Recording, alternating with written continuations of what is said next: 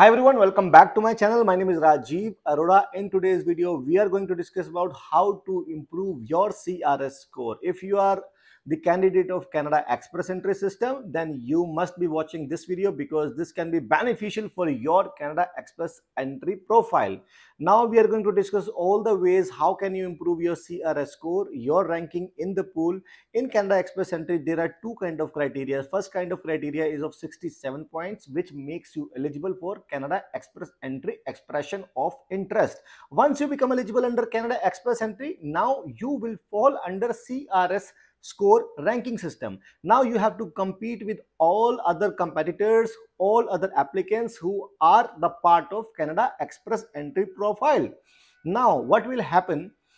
You have to improvise. You have to improve your CRS score. If your CRS score is 300, 350, 400, better the CRS score will be, better your chances will be. Although in some provinces CRS score is not the criteria, but still CRS score is very important. If you are sitting at 489, then you get straight invitation from Federal Immigration Department these days. So now I am going to discuss how can you improve your CRS score. मैं जो videos बनाता हूँ, one shot videos बनाता हूँ, कोई cut नहीं लेता, edit नहीं करता, आई एम नॉट ए यूट्यूबर, मैं समय स्पेंड नहीं करता ज्यादा एडिटिंग पर. सो आपका एक लाइक जरूर चाहिए मुझे इस वीडियो के ऊपर, सो दैट मुझे मोटिवेशन मिले and I will be able to produce, create more and more videos which will motivate me. Now I am तो लाइक और सब्सक्राइब जरूर कर दीजिएगा. I am telling you now the first thing, how can you improve your CRS score. पहला क्या criteria होता है? The first criteria is age. In age, can you do something? No, you cannot do anything in age. आप 38 हैं, 39 हैं, 40 हैं, can you do something about it? You cannot. But what can you do in CRS score, CRS ranking? You can submit your expression of interest as soon as possible. Precautionary action ले सकते हैं बस, कि आप अपनी application को तुरंत से सबमिट कर सकते हैं कि आप और CRS स्कोर लूज ना करें. क्योंकि after the age of 29 you start losing points in CRS score after the age of 29. तो आपने क्या करना है? अपनी एप्लीकेशन को तुरंत सबमिट करना है. इफ यू आर 28, 29, 27, 26, तुरंत सबमिट कर दें. अगर आप 30 हैं तो भी तुरंत सबमिट कर दें, क्योंकि 31 होने पे आपके फिर 5 पॉइंट्स, फिर 6, फिर 5, फिर 6, ऐसे आपके points you lose. If you are a single person and if you are married, you lose 5 points in each year. तो प्रिकॉशनरी स्टेप है पहले पॉइंट पे, एज पे. प्रोफाइल को आज ही सबमिट कर दीजिए. Nothing can we do about it. Second thing is your education. In education, if you are a graduate, then you can upgrade your education to master's, post graduation, diploma or PhD, whatever you can. And if it is possible for you, you must work on it. एक master की degree है up to 40 points देती है आपको CRS score में, and PG diploma gives you up to 33 points in your CRS score, which is huge. So Canada Immigration Department gives importance to postgraduate people and to masters degree holders. Graduation अगर आपके पास है तो profile के आपके CRS score काफी कम हो जाते हैं. So you can increase your CRS score bye upgrading your education. This is the second point. अब बात करते हैं थर्ड पॉइंट की. The third point under express entry system is your work experience. If you are having 3 or more years of experience, you will get full points in your CRS score. Canada immigration express entry system के अंदर 3 साल के score के ऊपर आपको पूरे points मिल जाते हैं. तो what can you do in this is, 3 साल के ऊपर है तो कुछ नहीं होगा, लेकिन if you have an experience of 1 year और 2 years, you can upgrade it to 3 years. ये आप कर सकते हैं अपने वर्क एक्सपीरियंस के अंदर. वर्क एक्सपीरियंस में सबसे इंपॉर्टेंट बात है कि क्या आपका work experience during your studies will count. Definitely it will count. If you are a graduate, आपकी ग्रेजुएशन के बीच में भी अगर आपका वर्क एक्सपीरियंस होगा वो भी काउंट होगा. आप अपनी मास्टर की डिग्री में करते हुए if you are working part time, that will also count. Work experience अगर पार्ट टाइम में होगा तो हाफ काउंट होता है. अगर आपने 2 साल पार्ट टाइम वर्क एक्सपीरियंस है आपके पास तो 1 ईयर काउंट होगा आपका. एंड डेफिनेटली अगर आप अपनी स्टडी के टाइम में फुल टाइम भी काम कर रहे थे तो both will be counted, your education and your work experience. Masters के साथ में 2 साल का एक्सपीरियंस किया आपने, दोनों चीजें काउंट होंगी आपकी. गिव ए थम्स अप और कमेंट करके शेयर कर दीजिएगा इस वीडियो को if you are finding it helpful. चौथी बात कर रहा हूं मैं आपसे, that is about your language proficiency. There are two kind of languages, English and French. English के अंदर अगर आपके पास 8777 का स्कोर होता है, if you get 8 in listening 7 in all, then you get bonus jackpot in Canada express entry system. और अगर आप टफ अब फ्रेंच लैंग्वेज भी आपने स्टडी किया अपने स्कूल टाइम में, then it is going to be a big bonus for you. तो इसके अंदर आप अपना 8777 को स्कोर करें. राइटिंग के ऊपर आप जरूर काम करें. और आइल्स का एग्जाम देना कोई मुश्किल नहीं है. इसके अंदर टिप्स एंड ट्रिक्स चाहिए होती हैं, टेक्निक्स चाहिए होती हैं. How can you get better scores in reading, what should be the pattern of your writing में कितने वर्ड्स लिखने चाहिए, 200 का लेटर होना चाहिए, 250 का ऐसे होना चाहिए.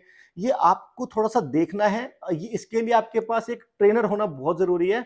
कुछ लोग अपने आप से ही आइल्स का एग्जाम देने चले जाते हैं. कुछ लोग बहुत बड़ी गलती करते हैं, वो बिना किसी प्रिपरेशन के आइल्स का एग्जाम देने चले जाते हैं. उनको पैटर्न ही समझ में नहीं आता कि what is the pattern of the test, और वो उसी में ही कंफ्यूज होकर के 6 बैंड्स लेके आते हैं. Then they say oh my God, I can not achieve it, I am not able to do IELTS once again. मैं नहीं करूंगा अब आइल्स, आप मुझसे आइल्स मत करवाइए.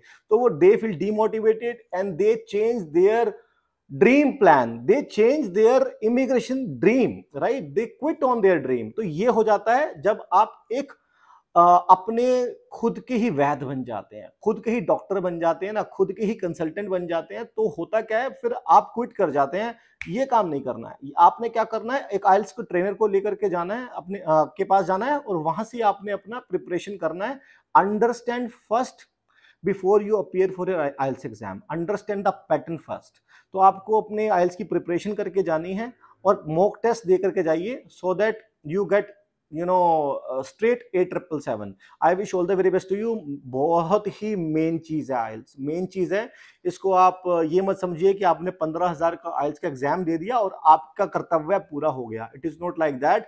आपको अच्छे से पैटर्न को समझना है. And if you want to change your next 30 years, you have to spend good 30 days from your present. आपको 30 days की मेहनत करनी पड़ेगी. If you want to see your 30 years in Canada, आपको अच्छी जिंदगी देखनी है, थोड़ा सा इन्वेस्टमेंट करना पड़ेगा अपने लिए, अपने फ्यूचर के लिए, अपने करियर के लिए, अपने गोल्स के लिए, अपनी फैमिली के लिए, अपने चिल्ड्रन के लिए, अपनी जनरेशन के लिए. 30 days तो दे ही सकते हैं आप.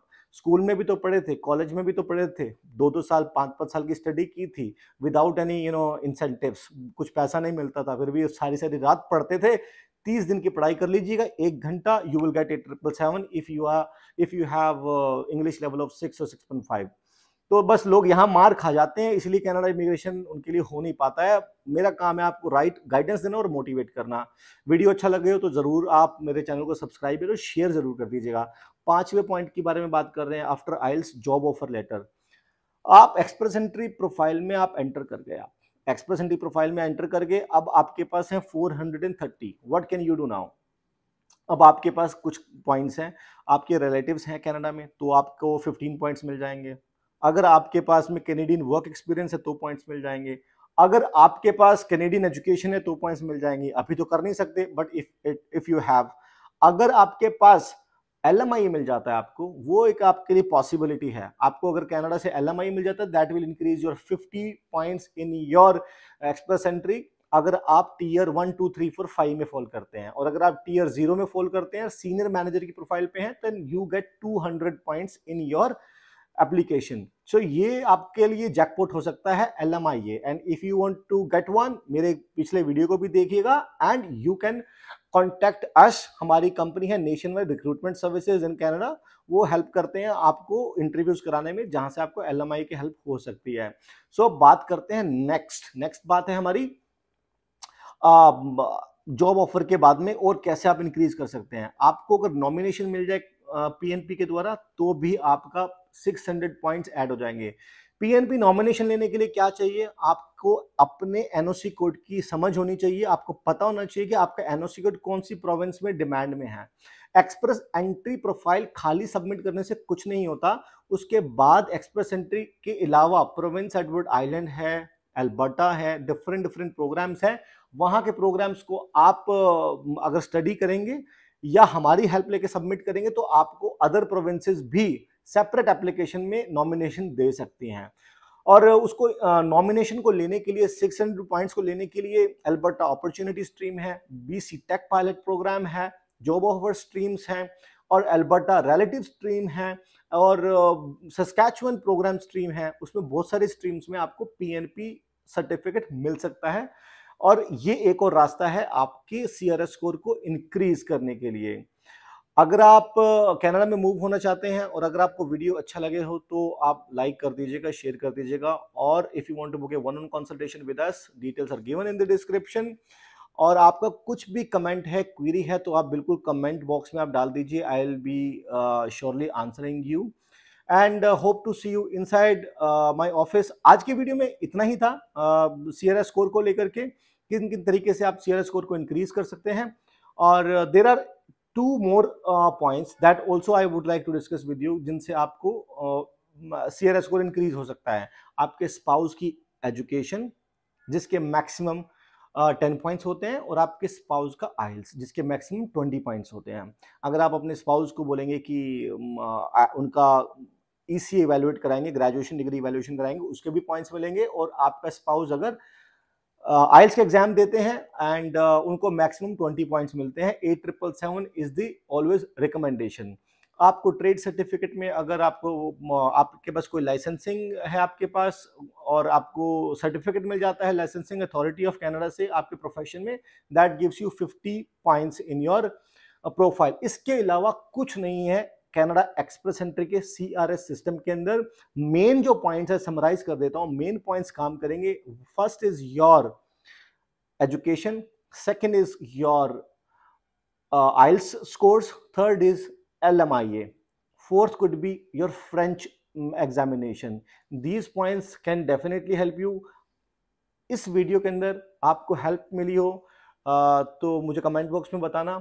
और इसके अलावा कुछ नहीं है कनाडा एक्सप्रेस एंट्री सिस्टम के सीआरएस स्कोर रैंकिंग के अंदर। ये मैं आपको और क्लैरिटी देना चाहता हूँ क्योंकि क्लैरिटी इज पावर। आपको क्लैरिटी मिल जाती है, आपको पता चल जाता है, आप थोड़े से शांत हो जाता है कि इसके अलावा एक्सप्रेस एंट्री के अंदर सीआरएस स्कोर बढ़ाने के लिए कुछ भी नहीं होता।